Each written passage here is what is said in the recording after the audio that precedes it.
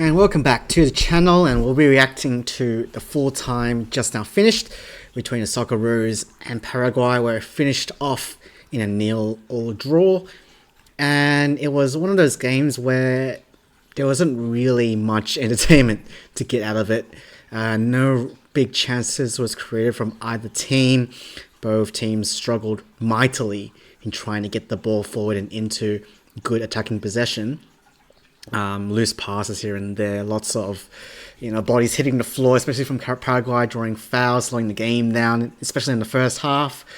It was just one of those games where it was pretty forgettable, so it's best to just move on and look forward to knockout stages. But we're here to look at the game, and some standout performances from Jordi Boss, who was sensational playing in that inverted right back sort of role. We came into this game playing a 3-4-3 setup. So Boss inverted usually plays as a left back, but now played as a right middle, like right mid, and looked to play that inverted, trying to cut inside, play that sort of role. In the first half, he mainly played out wide as Volpato was his partner when Volpato did most of the cutting in, and then when Volpato came off the pitch, Jordi Boss had a bit more license to do that sort of thing. And he was constantly, completing a lot of dribbles. He had a couple of shots at goal, not on target, but they were definitely our best sort of opportunities going forward. So he's a player to watch, definitely, for our Aussies.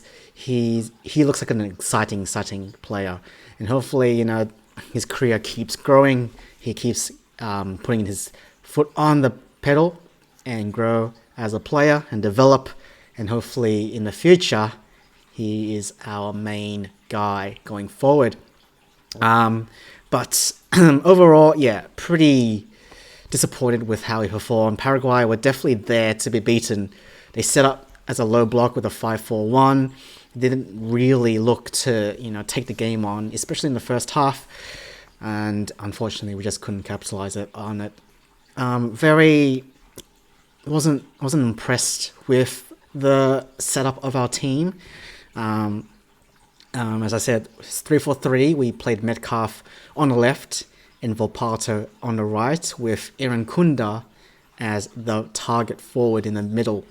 And I just think it's just a mismatch of personnel in the wrong positions. Aaron Kunda should definitely be out wide, running into space, play him out wide. I mean, that's how he scored the goal against Turkey, right? Able to utilize his pace, his ability to hold up play and make outlet passes just is not as developed as it can be. It's definitely something that he needs to work on, but he's a short guy. He's strong, but he's not able to really hold on to that possession for the rest of the team. I don't think that's his game. He should definitely be playing to his strengths, out wide, and allow him to run into space. And I would have liked Volpato and Metcalf, who are our better ball carriers, more centrally. Have their play start with them in the middle, instead of ending the play with them out wide in the wings.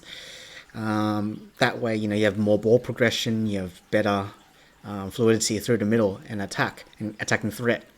So I think something like a 4-5-1 might have worked a bit better, or at least put Unkunda wide, have Toure instead in the middle, who didn't get to see any play today, which is a bit concerning. I wasn't sure if he was injured or not, but usually he's our main man there. And yeah, that's my biggest takeaways. And the other takeaway is we refused to utilize the left side of the pitch the whole of the second half. I feel like Metcalf didn't touch the ball at all. Maybe he had one or two touches in going forward, but that's it. Which was something a little bit puzzling. I don't know why. We focused everything on the right side, and maybe because it was Jordi Boss commanding so much attention with his ball carrying ability. But we were so focused on that side, we didn't even attempt to switch the play at all, so it allowed Paraguay to just shut down that side of the pitch. Credit to Jordi Boss, he was dribbling through multiple defenders, but you just can't rely on that constantly, and he is our left back, starting left back after all. So is that going to be his role going forward? I don't think so, because against teams in the knockout stages who are going to be more prepared to attack, we'll probably fall back onto our defensive solidity identity, and play for the counter. So yeah, not too sure about that. So yeah, a bit concerning about how we build up and how we create chances, because obviously, it's in a game of football, you need to score goals to win a game of football. Otherwise, unless you're a fantastic penalty team, you can play for the draw and go for penalties every game, but that's definitely not going to work against attacking teams like France and Argentina and Spain, who are going to rip you apart eventually. So yeah. Other than that, what else to talk about? Also very puzzling. We ended the game with only 3 made subs, which was very puzzling. And 2 of them came with 7 to 8 minutes left of play. So very puzzling there. I'm not sure why we didn't make any more subs. We have 5 subs in total, as per usual, and we were not even close to utilizing all of them. Even if this game, you're trying to get something out of it, but it's, aside from the tactical changes, at least give players a bit of a rest. You have a much more important game coming up in the knockout stages, coming up. So, give players a bit of a rest, give them, and help them prepare for the next game. Like Jordi Boss was working all game long and eventually got taken off, but, didn't get taken off at all. So he's probably going to be very knackered tonight. I'll just see when our next match is, actually. So obviously we'll be in the group knockout stages of the round of 32. Let's see.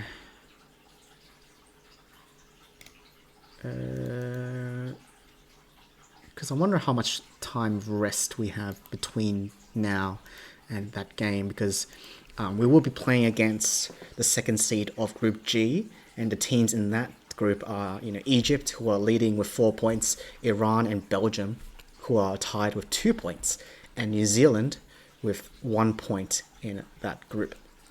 And if you're looking at that group, you're thinking potentially Belgium might be our next opponent, who are, we all know Belgium are a very, very strong side. Maybe not, providing that on the score sheet, having only produced 2 draws this tournament, but their quality. They have brilliant players on their squad. So individually, with their talent, they can definitely do something about it.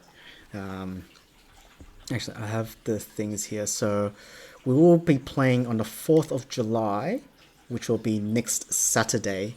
So, a week's break isn't too bad, but still, you at least make those changes.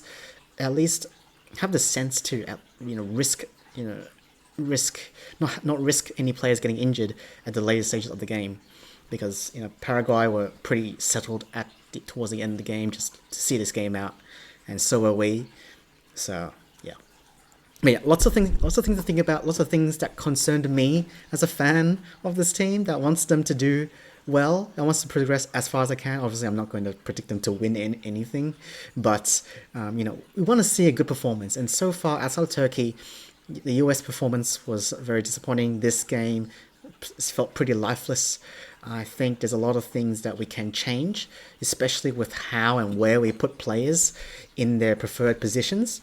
So hopefully it's something that Popovich can figure out, because otherwise this might be the end of the road for us in the round of 32. But I'm always going to be optimistic.